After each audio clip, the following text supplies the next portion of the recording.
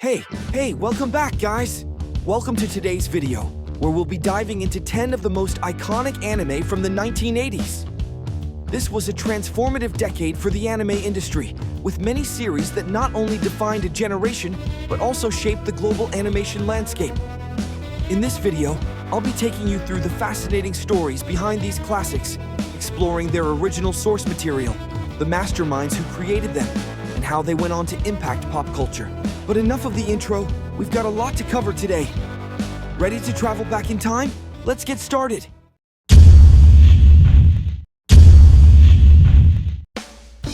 Origins and author Dragon Ball is the anime adaptation of the manga created by Akira Toriyama, which debuted in Weekly Shonen Jump in 1984. The original anime series aired from February 26, 1986 to April 19, 1989, spanning 6 years. 153 episodes. Inspired loosely by the Chinese classic Journey to the West, the story introduces a young monkey-tailed boy named Son Goku, setting the stage for one of the most iconic narratives in anime history. Tone and narrative style. Unlike its action-heavy sequel, Dragon Ball Z, Dragon Ball began as a whimsical adventure comedy series filled with humor, martial arts tournaments, fantastical creatures, and quirky characters. The tone gradually matured, especially during the Tenkaichi Budokai arcs, introducing more intense battles and sowing the seeds for the epic confrontations that would define the later series. This evolution in tone allowed the show to retain older viewers while attracting younger audiences as it aired. Popularity in Japan. The series was immediately popular in Japan, with strong TV ratings and widespread fan engagement. It became a cultural mainstay of the late 1980s, considered a generational classic for Japanese children and teenagers. The blend of slapstick humor, action, and compelling character development contributed to its sustained appeal across multiple demographics. International reach and legacy. While Dragon Ball enjoyed early success in Japan, its global popularity emerged more gradually, often gaining traction after the rise of Dragon Ball Z in the 1990s. Nonetheless, Dragon Ball was eventually broadcast in 81 countries, including major markets like France, Italy, Spain, Mexico, and the United States. In several of these regions, particularly Latin America and parts of Europe, Dragon Ball became as culturally significant as DBZ, if not more so due to its comedic charm and accessible storyline. Despite a slightly delayed international fame, Dragon Ball ultimately attained equal intensity of fandom abroad. This balance of success reflects the universal appeal of Goku's journey from innocent boy to martial arts hero. Merchandise and economic impact. The merchandising impact of Dragon Ball cannot be overstated. While precise numbers are often grouped with the broader Dragon Ball franchise, it is estimated that total franchise revenue, including Dragon Ball, Z, GT, Super, films, and related products, has surpassed $5 billion globally. This includes action figures, trading cards, video games, model kits, and apparel. The original series played a foundational role in establishing this commercial empire, particularly with early Bandai toy lines and Famicom game tie-ins. Recognition and cultural milestones. A unique cultural milestone occurred when the Japan Anniversary Association officially recognized May 9th as Goku Day 5/9, because in Japanese, Go equals 5 and Q equals 9. This national commemoration underscores the deep-rooted influence of Goku and the Dragon Ball series in Japanese pop culture. Success. Comparison. Japan versus abroad. Unlike some anime that gained momentum mainly overseas, Dragon Ball maintained a strong domestic and international trajectory. While the initial foreign recognition lagged behind, especially in English-speaking regions, the eventual reception mirrored the intensity of the Japanese fan base. Today, Dragon Ball is revered globally, not just as a precursor to DBZ, but as a classic in its own right, one that introduced millions to the world of anime.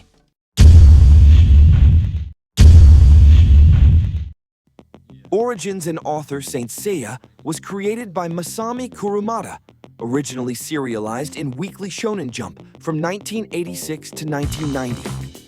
The anime adaptation, produced by Toei Animation, aired in Japan from October 11th, 1986 to April 1st, 1987. 1989 for a total of 114 episodes, plus 4 theatrical films, and later 13 OVA episodes for the Hades saga.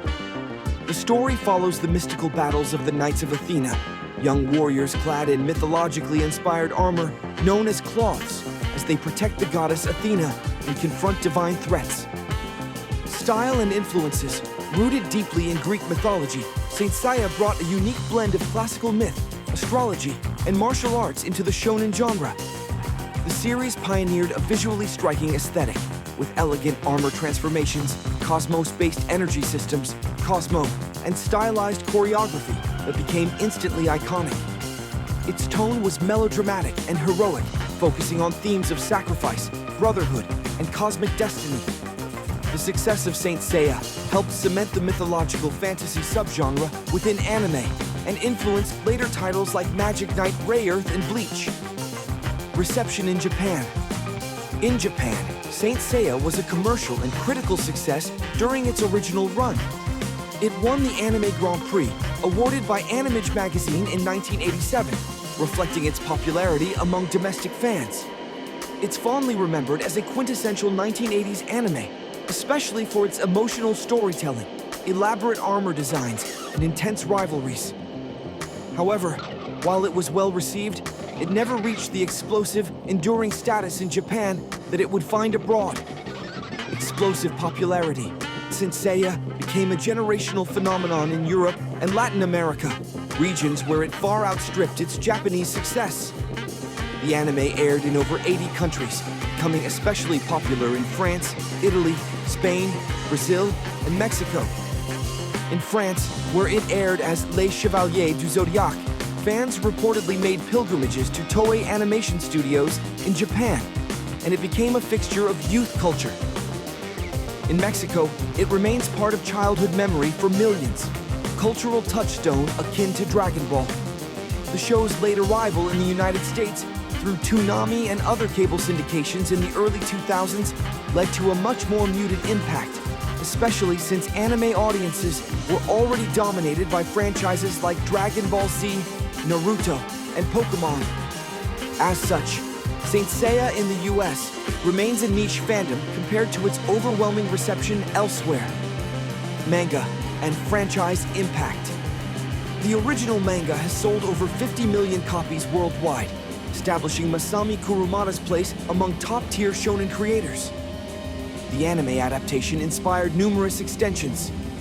Saint Seiya, the Hades chapter. OVA 2002 to 2008. Saint Seiya, The Lost Canvas, 2009 to 2011. Saint Seiya Omega, 2012 to 2014. Saint Seiya, Soul of Gold, 2015. Netflix's Saint Seiya, Knights of the Zodiac, CG reboot, 2019. A live-action film, Knights of the Zodiac, 2023. Despite varying reception, these spin-offs highlight the lasting global hunger for the Saint Seiya mythos. Merchandise and collector culture. The merchandising legacy of Saint Seiya is both rich and enduring. The Mythcloth action figure line, launched by Bandai in the early 2000s, became one of the most prestigious collectible figure series in anime merchandising. Earlier die-cast figure sets, cloth models, and trading cards are now considered high-value collector's items.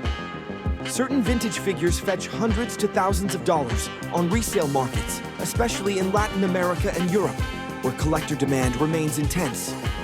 Educational and cultural legacy.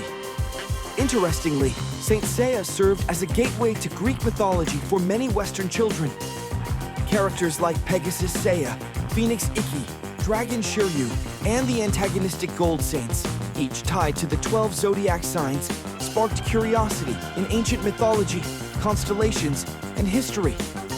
This unique fusion of entertainment and classical references contributed to the show's educational value in a culturally unexpected way. Success comparison, Japan versus global reach. While Saint Seiya was a success in Japan, its true legacy was written abroad. The series' emotional tone, mythological foundation, and stylish battles resonated even more deeply with audiences in Europe and Latin America, where it achieved cult status.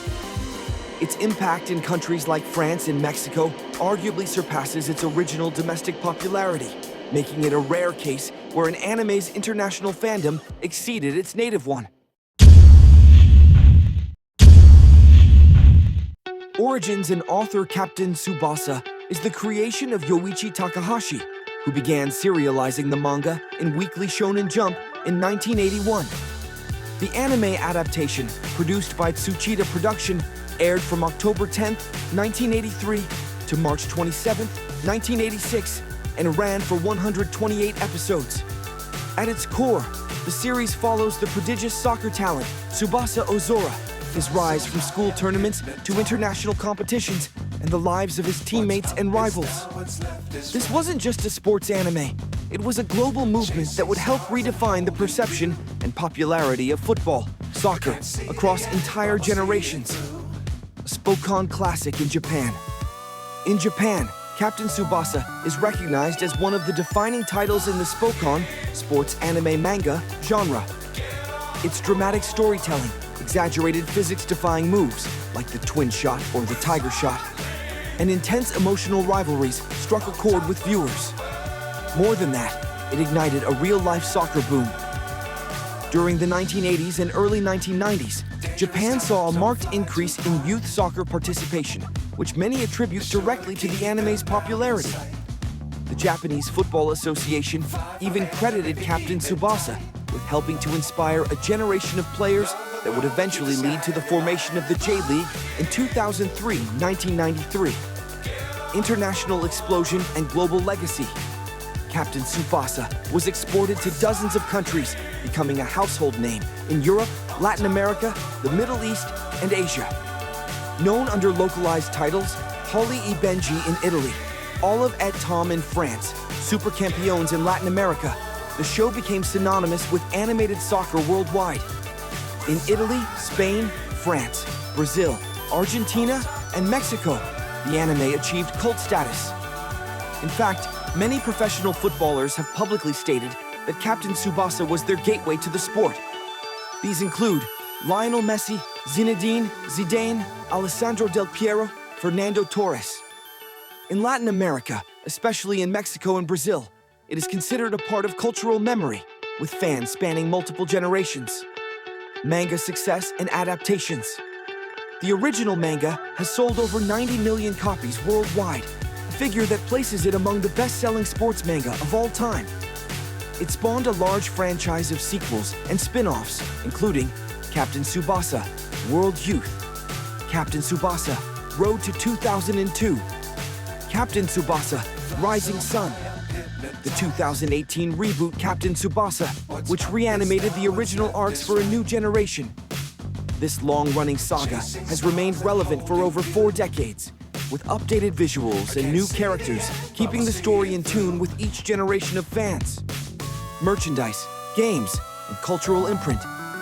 Captain Tsubasa's also found success through a steady stream of merchandise, including toys, trading cards, and especially video games.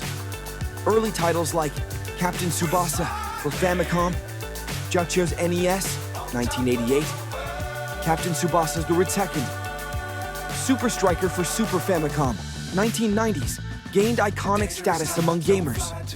The franchise has continued to produce games into the 2000s and 20s, including the 2020 PS4/Switch/PC game, Captain Tsubasa. Rise of New Champions. But perhaps the most unique cultural achievement of Captain Tsubasa is its inspirational value. Numerous professional players have cited the series as the reason they began playing soccer. In essence, this anime didn't just reflect the sport, it shaped the careers of some of its future legends. Success comparison, Japan versus the world.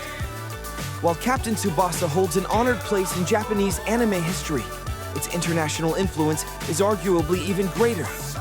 In Japan, it is seen as a classic and foundational Spokane, but abroad, it became the definitive soccer anime, often introduced during a time when soccer itself was just beginning to gain widespread attention in those regions.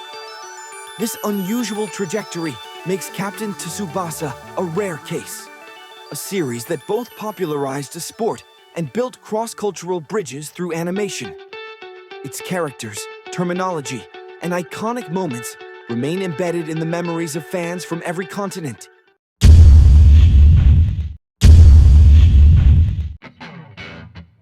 Origins and source material. Voltron. Defender of the Universe is a Western adaptation that creatively merged footage from two distinct Japanese mecha anime series, produced by Toei Animation. Beast King Go Lion, Hyakuju U Golion, aired in Japan in 1981. Armored Fleet Dairuger 15, Hiko Kantai Dairuger 15, aired in 1982. Both shows had modest success in Japan and followed traditional super robot tropes of the era, with teams of pilots combining vehicles or robotic lions into a massive warrior to battle alien threats.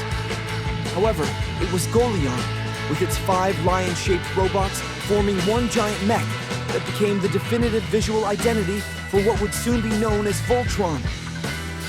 In 1984, the American production company World Events Productions, WEP, acquired the rights to both anime and edited them into a new continuity. The result, Voltron. Defender of the Universe premiered in U.S. syndication and quickly became a sensation. U.S. breakthrough and cultural impact. In the United States, Voltron debuted in September 1984 and aired throughout 1985, rapidly becoming one of the most watched children's TV shows of the mid-1980s. It featured a completely rewritten story, toned-down violence, new character names, and a strong emphasis on teamwork and heroism. The combination of colorful visuals, transformation sequences, and high-stakes action resonated with American children, helping it stand out during a golden age of animated programming. The difference in reception compared to the original Japanese broadcast is striking. In Japan, Golion was considered a niche entry within the crowded super robot genre. In the US, Voltron became an 80s pop culture icon, remembered alongside Transformers, He-Man, and G.I. Joe. European reach and global appeal. While the show's strongest presence was in North America, Voltron eventually reached Europe in the late 1980s and early 1990s, airing in countries like Italy, France, and Germany. Its popularity there was respectable, but not as explosive as in the US. Nonetheless, the lion robot imagery and toy sales found a solid foothold among European fans. Merchandise phenomenon. Voltron's commercial success was significantly driven by its toy line, particularly the die-cast Voltron lion sets, released by companies like Matchbox and Panache Place. The toy allowed kids to assemble the 5 lions into the full Voltron robot, which made it one of the most coveted holiday gifts of 1985. According to toy industry reports from the time, the Voltron lion set was one of the top-selling toys in the US during the 1985 holiday season. It became a flagship product for retailers like Toys R Us and Kmart.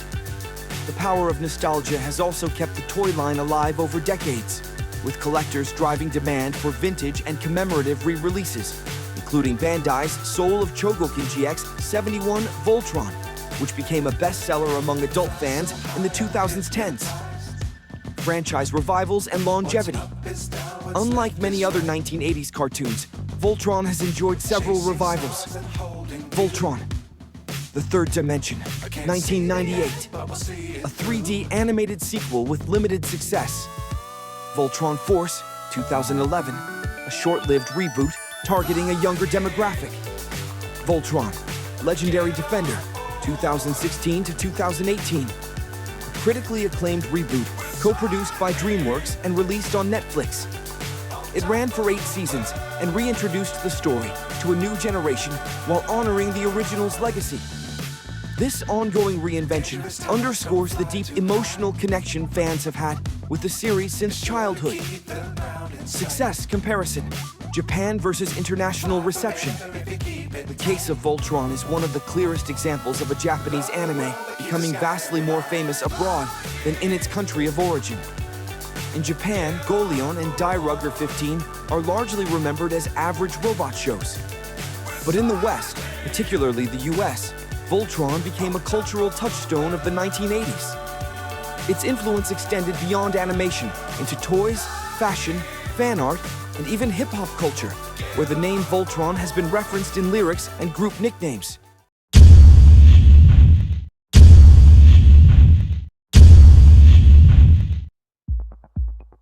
Origins and franchise foundations.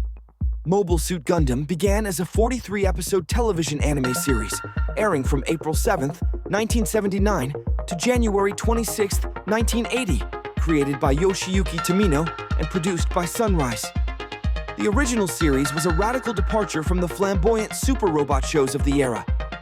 Instead of invincible mechs fighting alien monsters, Gundam presented real robots, military machines used in war, piloted by fallible humans in politically complex settings. This gave rise to the now standard real robot genre. However, the series initially struggled with low ratings and was even cut short from its planned 52 episodes. The true turning point came with the release of the Mobile Suit Gundam movie trilogy between 1981 and 1982, which condensed and restructured the TV series, significantly improving pacing and narrative clarity. The films were Mobile Suit Gundam, March 1981. Soldiers of Sorrow, July 1981. Encounters in Space, March 1982. Domestic Boom and the Rise of Gunpla. The release of the films sparked what became known as the first Gundam boom. The trilogy drew large audiences in Japanese theaters, many of whom had discovered the original series through reruns and merchandising. The films helped reframe Gundam as a serious science fiction epic, attracting older teens and adult fans. A key driver of its success was the introduction of Gunpla, Gundam plastic models, first sold by Bandai in 1980. By 1984, over 100 million Gunpla kits had already been sold, and that number has since soared to over 450 million kits globally as of the 2020s. Gunpla quickly became one of Japan's most successful toy lines of all time and remains a staple of hobby culture to this day. This merchandising success was revolutionary, turning Gundam from a struggling anime into a multimedia empire, eventually encompassing dozens of TV series, OVAs, manga, video games, and theatrical films. International exposure in the 1980s. During the 1980s, Mobile Suit Gundam made limited inroads internationally. In Italy, it aired under the title Gundam and found a modest fan base among science fiction enthusiasts, alongside other robot series like Daitarn 3 and Mazinga. However, in most Western markets, especially the United States, Gundam remained virtually unknown throughout the 1980s, mainly due to the lack of English localization and the more mature themes that didn't align with typical children's programming at the time. That said, the Gundam model kits were occasionally available in specialty hobby shops, helping build a small but loyal early fan base, particularly among modelers and sci-fi fans. The real robot legacy. The Mobile Suit Gundam movie trilogy helped solidify the real robot genre by setting new standards for storytelling, animation, and thematic depth. The films emphasized the horrors of war, the complexities of adolescence, and political conflict, rare themes in mecha anime at the time. This opened the door for successors like Zeta Gundam, Patlabor, and even Code Geass and Aldnoah. Zero, decades later.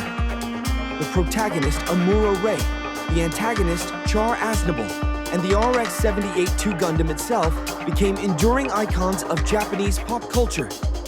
In contrast to invincible heroes, Amuro was insecure and conflicted, one of the first psychologically realistic mecha pilots in anime.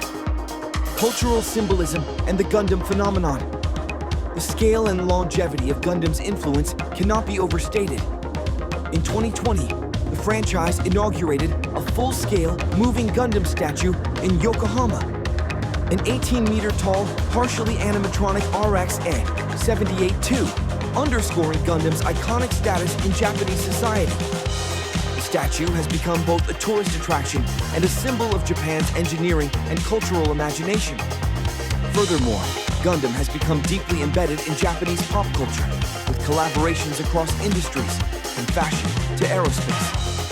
The franchise has also influenced military design, urban planning, and academic research into robotics and ethics. global reach and fandom development. Although the trilogy's immediate international impact was limited, it laid the groundwork for Gundam's later global expansion in the 1990s and 2000s through titles like Gundam Wing, 1995 to 1996, which aired on Toonami in the US, Gundam Seed, 2002 to 2003. A huge hit across Asia, Iron-Blooded Orphans, and The Witch from Mercury. In the 2010s and 2020s today, Gundam is a multi-billion-dollar franchise with a global following. The original movie trilogy continues to be revered for its narrative strength and foundational influence.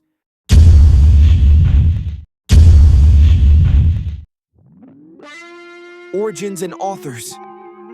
Fist of the North Star, Hokuto no Ken, began as a manga written by Borenson, Yoshiyuki Okamura, and illustrated by Tetsuo Hara. Serialized in Weekly Shonen Jump from 1983 to 1988. Its anime adaptation, produced by Toei Animation, aired from October 4th, 1984 to March 5th, 1985-1987, and was split into 2 series for a total of 152 episodes. Set in a post-apocalyptic wasteland reminiscent of Mad Max, the story follows Kenshiro, the successor of the deadly Hokuto Shinken martial art, as he roams a ruined Earth to protect the weak and defeat tyrants with exploding martial techniques and stoic honor. Popularity and impact in Japan.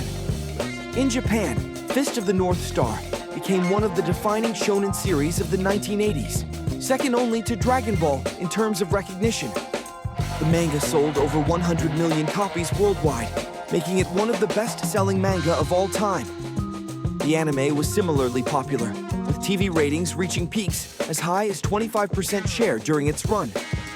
Its combination of ultra-violence, manly drama, and philosophical undertones struck a chord with Japanese audiences, particularly teenage boys. Kenshiro's catchphrases, such as the iconic "Omae wa mou shinderu," "You are already dead," became part of pop culture vocabulary in Japan. Reception in Europe and America. In Europe, particularly in Italy, France, and Spain, Fist of the North Star became a massive cult hit, often aired in evening time slots due to its violence. In Italy, where it was titled Ken il Guerriero, the series aired on local networks in the late 1980s and early 1990s, achieving huge popularity and becoming an essential anime of that era. Its distinctive theme songs, voice acting, and stylized brutality made it an unforgettable part of Italian youth culture. In France, it aired as Ken le Survivant and also gained a loyal following, despite being heavily censored. Fans in both countries embraced the series for its tragic tone, charismatic villains, and extreme action. By contrast, in the United States, the series had limited exposure in the 1980s and early 1990s. It was primarily available via VHS releases by Streamline Pictures, a 1986 animated movie adaptation, released theatrically in Japan, but on video in the US. Later DVD releases in the early 2000s. Because of this limited access and lack of TV syndication, the anime remained largely underground in Anglophone countries until rediscovered by internet meme culture and anime historians. Today, it's appreciated as a cult classic among genre enthusiasts. Merchandising and franchise expansion. Despite its age, Fist of the North Star has continued to thrive through a robust line of merchandise, including pachinko machines, extremely popular in Japan, especially from the 2000s onward, action figures and high-end collectibles like the Revoltech and Figma lines, numerous video games, from 8-bit NES titles to modern beat-em-ups like Fist of the North Star, Lost Paradise, 2018. By Sega RGG Studio Manga. Reprints, art books, and anniversary editions, still published internationally. The enduring interest in Kenshiro and his world is reflected by new anime projects, including the 2021 announcement of a live-action Hollywood adaptation in development. Meme status and cultural legacy. No profile of Fist of the North Star would be complete without acknowledging its online legacy. The phrase, "Omae wa mou shinderu," has become one of the most widely shared anime memes in internet culture. It has been referenced in YouTube parodies and sound remixes, TikTok and Instagram audio trends, video games, and even Western comics. Kenshiro's explosive martial arts, where opponents die seconds after pressure point attacks, have become a global shorthand for stylized anime violence, influencing characters and choreography in later series like JoJo's Bizarre Adventure, Berserk, and One Punch Man. Regional success comparison. The success gap is substantial. In Japan and Europe, Fist of the North Star is a generational milestone. A shonen series known and loved by millions who grew up in the 1980s. In the US and the UK, it remained a niche cult property, revered by hardcore fans, but largely unknown to the broader public until meme culture and reissues brought it back into the spotlight in the 2010s.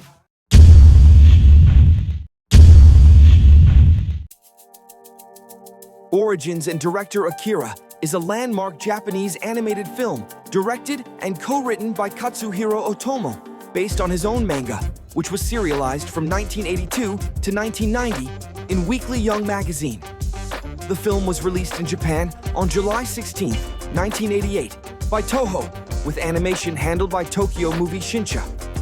TMS Entertainment. Although the manga spans over 2,000 pages, the movie adapts roughly the first half and restructures its narrative to fit a self-contained story. With a then unprecedented production budget of 1.1 billion yen, approximately $9 million at the time, Akira was the most expensive anime film ever made upon release, requiring new animation techniques and audio innovations that pushed the industry's boundaries. Visual innovation and genre. Significance. Set in Neo-Tokyo, a dystopian city rebuilt after a mysterious explosion, Akira follows the story of biker gang members Kaneda and Tetsuo, whose lives spiral into chaos when government experiments unlock powerful psychic abilities in Tetsuo. The film blends political critique, military paranoia, and existential horror, framed through a kinetic, violent, and densely atmospheric style.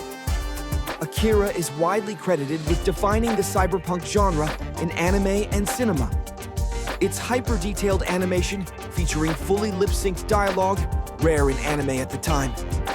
Extensive use of cell shading and elaborate lighting effects set a new bar for the medium. Reception in Japan. In Japan, Akira was a critical success, admired for its artistry and technical prowess, but was considered elitist and niche by mainstream audiences. Despite this, it grossed approximately 750 million yen at the Japanese box office, a solid result for a film of its genre and tone. Its true impact, however, would be felt more profoundly outside of Japan. Global cult status and Western breakthrough. Akira had a limited theatrical release abroad, mainly through film festivals and niche art houses, but gained massive traction in the early 1990s via home video, VHS, and later DVD. In North America and Europe, the film shattered expectations of what animated storytelling could be. Its Western reception marked a turning point. In the United States, critics from the New York Times to Roger Ebert hailed it as a technical marvel. In France, Italy, Spain, and the UK, it became a gateway to adult-oriented anime. It quickly sold hundreds of thousands of VHS and DVD copies worldwide, helping define anime as a viable, sophisticated art form outside of Japan. Notably, Akira was one of the first anime to receive high-quality English dubbing and subtitled versions, essential for its Western acceptance. Merchandising and collector culture. The film's striking imagery has led to decades of sought-after merchandise, particularly art books and design compendiums, detailing the film's intricate backgrounds and animation. Kaneda's red motorcycle, now an iconic symbol of cyberpunk itself, recreated in high-end figures and scale models. Apparel, posters, and limited edition Blu-rays, often selling out quickly due to demand from both anime fans and general film collectors. The aesthetic of Akira, from Neo-Tokyo's neon-soaked ruins to the memorable motorcycle scenes, has had a lasting influence across fashion, graphic design, and media. Cultural legacy and iconic status. One of Akira's most enduring contributions to pop culture is the Kaneda slide, the stylized motorcycle breaking scene, recreated and parodied in Stranger Things, Batman, the animated series, The Simpsons' No More Heroes, Jordan Peele's Nope, and countless other films, video games, and animation tributes. Even Hollywood directors like Christopher Nolan and the Wachowskis have cited Akira as a major influence. The film's legacy continues to inspire discussions around a potential live-action remake, although multiple attempts have stalled due to creative concerns. Japan versus international reception. The reception gap is significant. In Japan, Akira was respected and artistically admired, but its complex themes and intense violence kept it relatively limited to a mature, cinephile audience. In the West, Akira was revelatory. It opened the eyes of critics, artists, and filmmakers to the potential of animation as adult storytelling. It is still credited as one of the key works that introduced anime to a global audience. Today, Akira is widely regarded as one of the greatest animated films ever made, not just in anime, but across the entire medium of cinema. In Japan and Europe, Fist of the North Star is a generational milestone, a shonen series known and loved by millions who grew up in the 1980s. In the US and the UK, it remained a niche cult property, revered by hardcore fans, but largely unknown to the broader public until meme culture and reissues brought it back into the spotlight in the 2010s.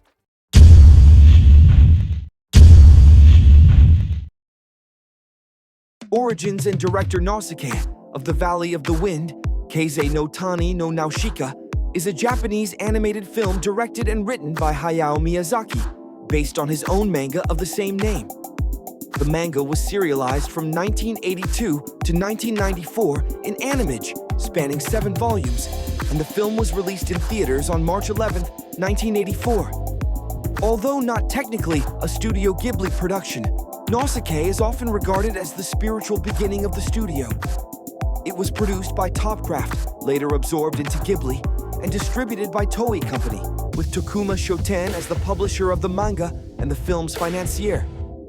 Due to the film's critical and commercial success, Studio Ghibli was officially founded in 1985, with Miyazaki and Isao Takahata at the helm. Plot and thematic depth set in a post-apocalyptic future, ravaged by environmental collapse and war. The story follows Princess Nausicaa, a peace-loving leader of a small valley, untouched by the toxic jungle known as the Sea of Decay.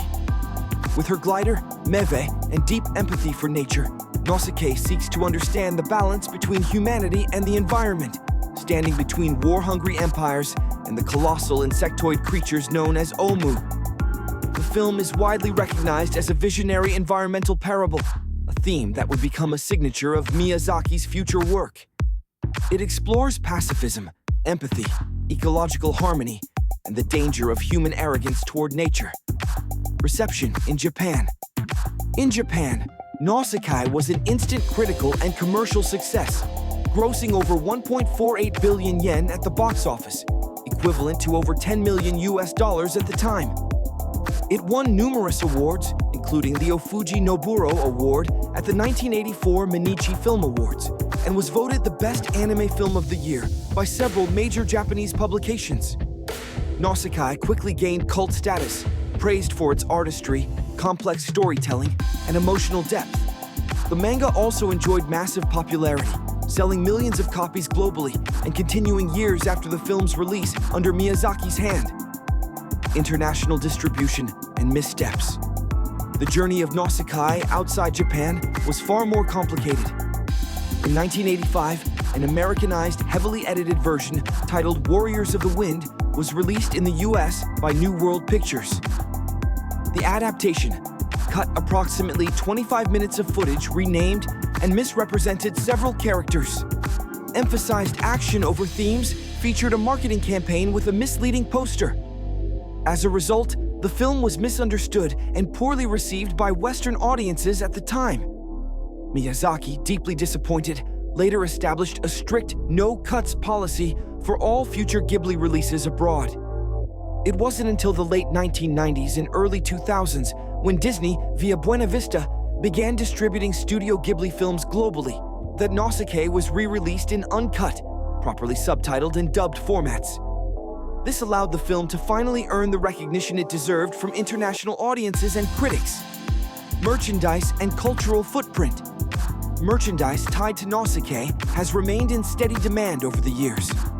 Notable items include highly detailed model kits of Nausicaa's Maeve glider, art books such as The Art of Nausicaa and Nausicaa, watercolor impressions, collector's figures of Nausicaa, Omu, and Teto, her fox squirrel companion. The original manga, which has sold millions of copies worldwide and is regarded as one of Miyazaki's finest works. In 2005, Nausicaa was honored as part of a special Japanese postage stamp series, commemorating legendary anime titles, further cementing its cultural status. Environmental legacy and critical reassessment. Nausicaa of the Valley of the Wind is now widely regarded as a foundational ecological narrative in animation, predating global conversations around climate change by decades. Its message of coexistence with nature resonates even more strongly today. Scholars and critics alike have praised the film for its mature worldview, strong female protagonist, and its refusal to simplify morality into good versus evil. It is often cited as an early feminist work in anime, thanks to Nausicaa's role as both warrior and peacemaker. Regional reception differences. The contrast in reception between Japan and the West is significant.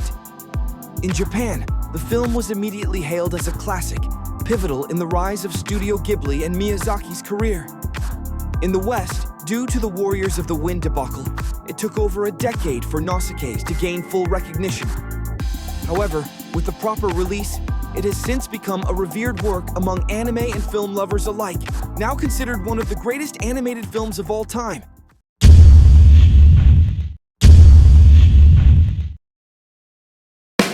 Urusei Yatsura is based on the manga written and illustrated by Rumiko Takahashi, serialized in Weekly Shonen Sunday from 1978 to 1987. It was her first major success and played a crucial role in establishing her reputation as one of Japan's most celebrated manga artists.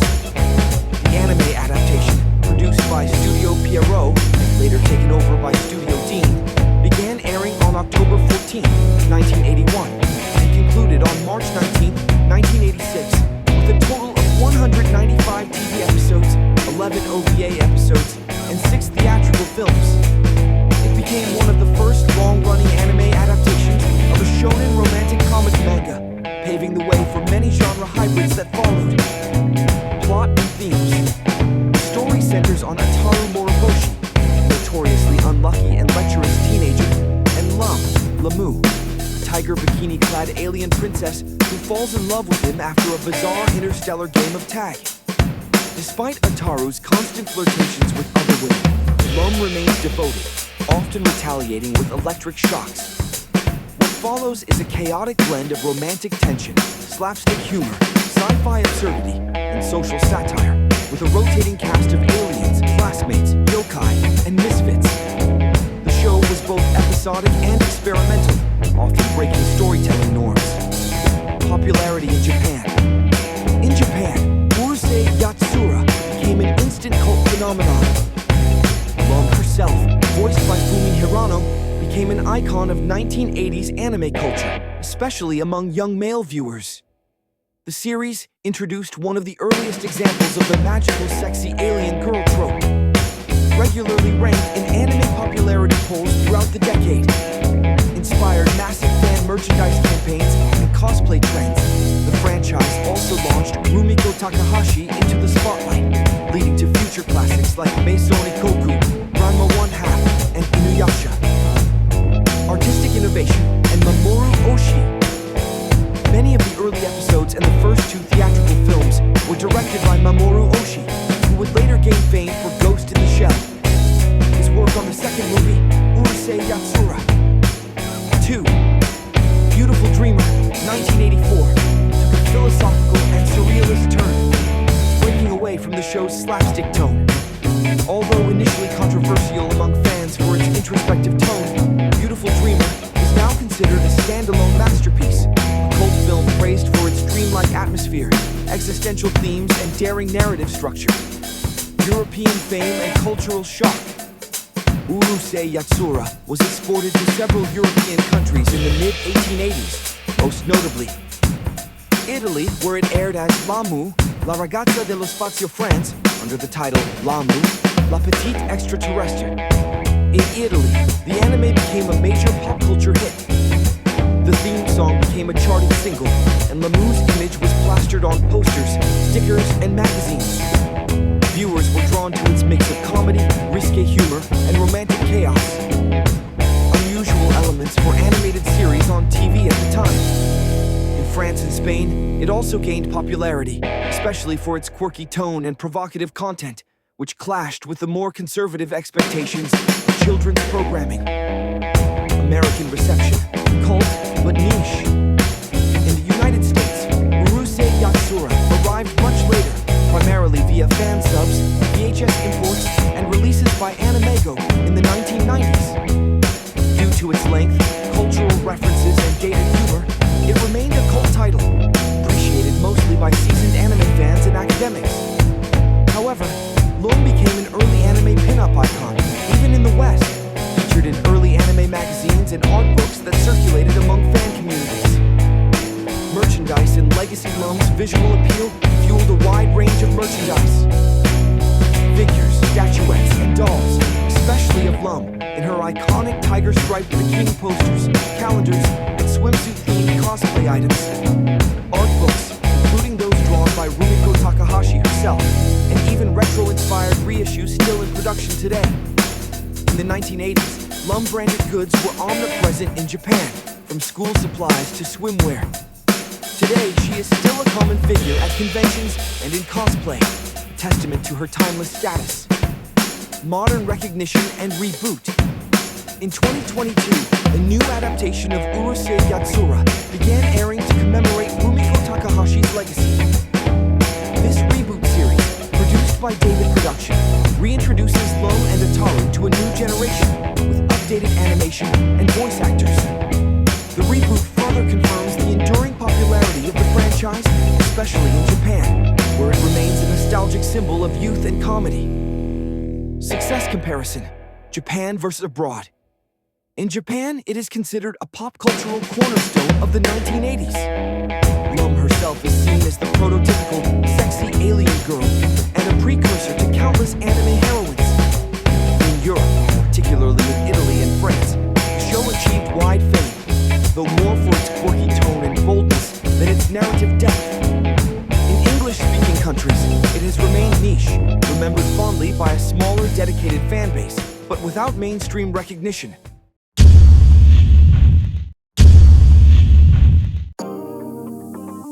Origins and author Ranma 1-2 is the brainchild of Rumiko Takahashi, following her earlier success with Urusei Yatsura and Maison Ikkoku.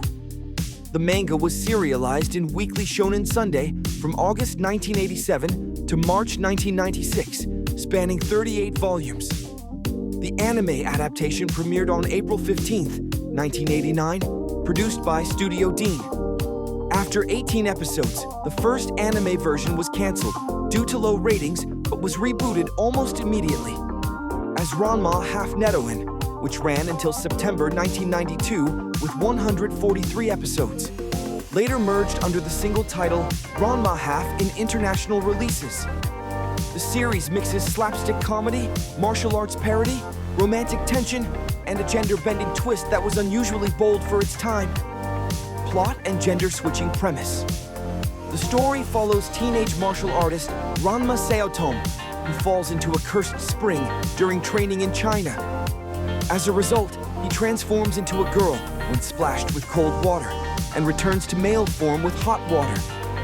This twist creates endless comedic and romantic chaos, especially after he's arranged to marry Akane Tendo, a hot-headed fellow martial artist. The series thrives on its absurdist take on gender identity, body swapping, and romantic confusion, wrapped in a setting where martial arts duels erupt over everything, from cooking to gymnastics. Reception in Japan. In Japan, Ranma Half was well received but not considered revolutionary. It became one of many popular anime of the late 80s and early 90s, buoyed by Takahashi's fame and the appeal of its genre mix. Its comedic tone, iconic characters, and fan service-laden transformations attracted a large young audience, particularly male viewers. While not the highest-rated show of its time, Ranma 1/2 consistently sold well in home video formats and manga volumes, reinforcing Takahashi's reputation as a commercial powerhouse. Breakthrough in North America and Europe. Where Ranma 1/2 truly broke barriers was abroad.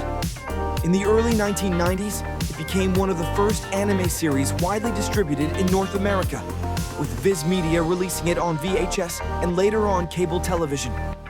It rapidly developed a massive cult following in the US and Canada, helped by its bold comedic approach to gender transformation, strong female and male leads with emotional complexity, fast-paced, accessible storytelling with standalone episodes.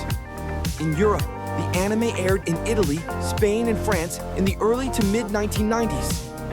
In Italy, Ranma 1/2 aired with relative censorship on local channels and quickly gained popularity, especially for its catchy openings, romantic tension, and absurd humor. Unlike in Japan, in the West, Ranma 1/2 was a gateway anime, often cited by fans as their first encounter with Japanese storytelling outside of shonen battle or mecha genres. Merchandise and cultural influence. The series spawned a wide range of merchandise, including Super Famicom, Super Nintendo video games, mugs and shirts that changed color or image with hot-cold water, mimicking Ranma's transformation, figures, plush toys, and cosplay gear, light novels, CDs, calendars, and art books. Even today, Ranma 1/2 collectibles are popular among nostalgic fans, with new figures and Blu-ray editions continuing to sell steadily in Japan and abroad. Cultural impact and gender discussion. Perhaps most intriguing is the cultural legacy of Ranma 1/2 in terms of gender identity. Though played for laughs, Ranma's dual-gender existence raised questions about fluidity, identity, and social perception long before such themes entered mainstream discourse. Scholars and LGBTQ+ fans have since reevaluated the series, with some viewing it as a proto-gender fluid narrative, albeit framed comedically.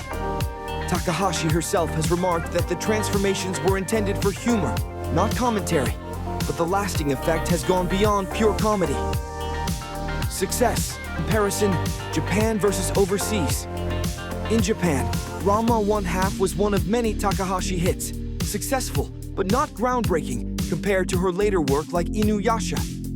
In North America and Europe, it was a pioneering hit, playing a pivotal role in introducing anime's diversity of genre and tone to global audiences. Its broad appeal helped pave the way for later romantic comedies like Tenchi Muyo, Love Hina, and Ouran High School Host Club. Did you think we were done? Well, guess what? I've got a surprise for you. One last masterpiece.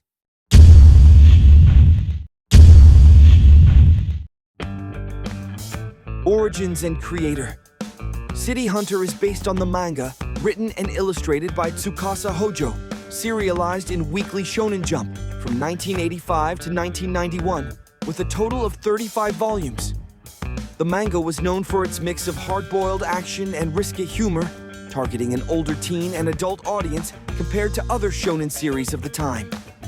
The anime adaptation, produced by Sunrise, debuted on April 6, 1987, and ran until March 28, 1991, covering 4 TV series, totaling 140 episodes, multiple TV specials and OVAs, several theatrical films, including modern releases like City Hunter, Shinjuku Private Eyes, 2019, and City Hunter, Angel Dust, 2023. Story and tone set in a bustling, gritty Tokyo, the story follows Ryo Saiba, known in Italy as Nick Rader and in France as Nicky Larson, a crackshot private detective who operates as a sweeper, a bodyguard, investigator, and hitman for hire. Despite being a world-class marksman and street fighter, Ryo is also an outrageous lecher, constantly and comically distracted by beautiful women. This blend of noir action, witty banter, and ecchi comedy made City Hunter a rare gem that could balance mature themes with slapstick absurdity, attracting a more adult audience than most anime of its era. Reception in Japan. In Japan, City Hunter enjoyed considerable success, especially among older teens and young adults. Ryo Seba became a recognizable and beloved character thanks to his complex persona, a smooth-talking playboy hiding a wounded past. The anime's blend of stylized action, jazz-infused music, and emotional undertones gave it a distinct feel in the late 1980s TV landscape. While not a massive merchandise driver among kids, City Hunter carved out a loyal fan base. Its influence can be seen in later, cool but flawed protagonists across genres. Explosive popularity in Europe, City Hunter found immense popularity in France, where it aired as Nicky Larson in the early 1990s on Club Dorothée, becoming a generational icon. The French dub, though localized and occasionally comedic in tone, amplified the series' appeal, making Ryo's catchphrases and quirks cultural staples. The soundtrack, including hits like Get Wild by TM Network, remains instantly recognizable to French fans even today. In Italy, the series aired under the title City Hunter, but renamed the protagonist Nick Raider, ironically matching the name of an unrelated Italian detective comic. It achieved solid popularity, particularly among viewers who appreciated the mix of action and comedy that went beyond typical cartoon fare. In Spain, the show was similarly successful, aired with minimal censorship and keeping most of its mature tone intact. Lukewarm US reception. In contrast to its booming success in Europe, City Hunter remained mostly obscure in the United States throughout the 1990s. A brief attempt to broadcast it on cable via ADV Films and the release of the 1993 live-action Hong Kong adaptation starring Jackie Chan brought some attention, but the anime never reached mainstream visibility. Instead, City Hunter slowly grew a cult following through anime clubs, conventions, and home video releases. Only in the 2000s, with increased access to subtitled and dubbed editions, did it gain broader recognition among US anime enthusiasts. Unique merchandise and target audience. Reflecting its older demographic, City Hunter merchandise was more mature and stylish than typical anime goods. Popular items included replica, Colt Python .357 models, Ryo's signature weapon, art books and illustration collections, accendini, posters, calendars, and more adult-themed collectibles, vinyl records and CDs featuring the show's beloved theme songs. The Get Wild ending theme became a phenomenon in itself, with remixes, covers, and memes continuing well into the 2000s. Live-action adaptations and cultural reach. City Hunter's international cult status is reflected in its multiple live-action versions. Jackie Chan's 1993 Hong Kong adaptation, a chaotic martial arts comedy that became infamous for its Street Fighter parody scene. A French live-action film, 2019, titled Nicky Larson et le parfum de Cupidon, directed by and starring Philippe Lachaud. Though a comedic homage, it was made with official blessing from Tsubasa Hojo and was a box office success in France, showing the character's enduring European legacy. Multiple Japanese TV dramas and specials, including the upcoming Netflix live-action series, announced for 2024. These adaptations highlight City Hunter's unusual status as a franchise more beloved overseas than at home, especially in the Francophone world. Success comparison: Japan versus international markets. In Japan, City Hunter is remembered as a stylish and humorous classic for older teens, part of Tsubasa Hojo's influential body of work. In Europe, particularly France and Italy, it achieved massive mainstream success, with Ryo Nicky becoming a household name. In the US, it remained underground for decades, appreciated mostly by dedicated anime fans. Oh, we've reached the end of our journey. Did you learn something new? If you had fun, don't forget to leave a like and subscribe to the channel. I'll see you soon with another video.